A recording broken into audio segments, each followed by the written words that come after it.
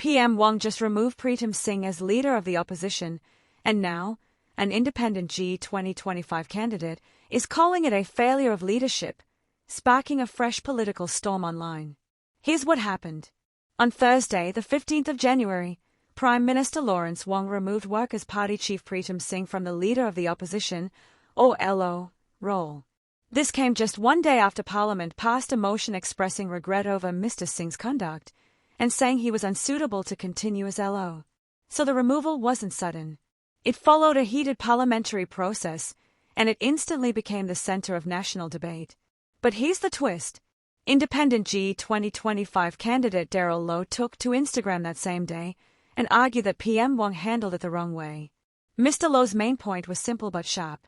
He said the Prime Minister should not have anchored the decision on a parliamentary motion.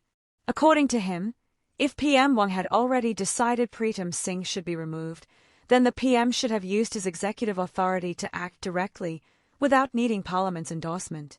In Mr. Lo's words, relying on Parliament gave the impression that the Prime Minister was unwilling to take full responsibility for an executive decision that was already within his power. He went further.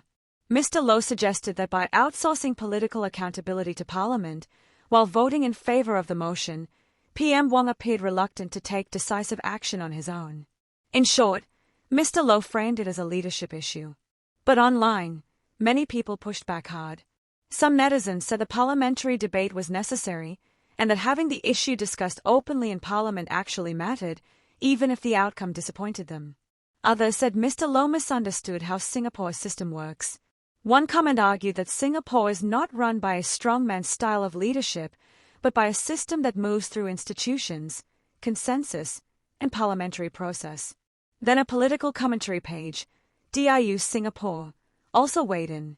They criticized Mr. Lo's post, saying it showed a basic misunderstanding of how parliamentary democracy functions. According to them, involving Parliament wasn't about avoiding responsibility, it was about legitimacy. They warned that if the Prime Minister removed the LO unilaterally without Parliament being part of the process, it could be seen as authoritarian and politically damaging.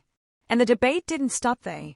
Red United Secretary-General Ravi Philemon took a different angle. He argued the entire episode exposed a deeper structural problem in how the opposition works in Singapore. In a lengthy Facebook post on the 15th of January, he said the LO position exists at the pleasure of the Prime Minister. Meaning, it's not entrenched in the Constitution and not protected by Parliament's standing orders. He argued that in other Westminster systems, the government does not get to hire and fire the person whose job is to challenge them. He described the situation as almost absurd and even titled his post with strong words, claiming Singapore's Parliament had become the laughing stock of the world. That statement triggered another wave of mixed reactions. Some people rejected it as overly dramatic and disrespectful. Others agreed, and even urged the Workers' Party to reject PM Wong's invitation to nominate a new LO. So now the question isn't just about Pritam Singh's removal. It's also about how Singapore defines the LO role, who controls it, and whether the system gives enough independence to the opposition, especially heading into the G2025 climate. And that brings us to a bigger question for you. Do you think the LO role in Singapore is truly independent, or is it still ultimately controlled by the government of the day? Share your thoughts in the comments. If you found this breakdown useful, please like, share, and subscribe to 2230, because we bring you Singapore's biggest stories with the context that matters.